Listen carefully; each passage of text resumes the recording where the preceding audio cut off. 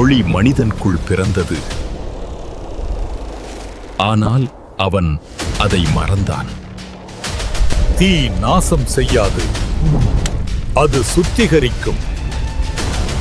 அவன் மனிதனாக இல்லை.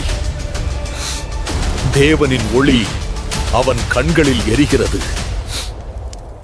நான் தீயின் பிள்ளை அல்ல, ஆனால் அதிலிருந்து உருவான நம்பிக்கை. நான் அரக்கனாக பிறந்தேன்,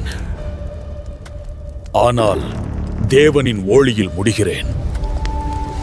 நான் வானத்தை விட்டு வந்தேன், மனிதனின் அன்பை தேடினேன். மனிதன் நம்பிக்கையிலிருந்து விழும்போது அவன் என்னுடைய ஆளாகிறான்.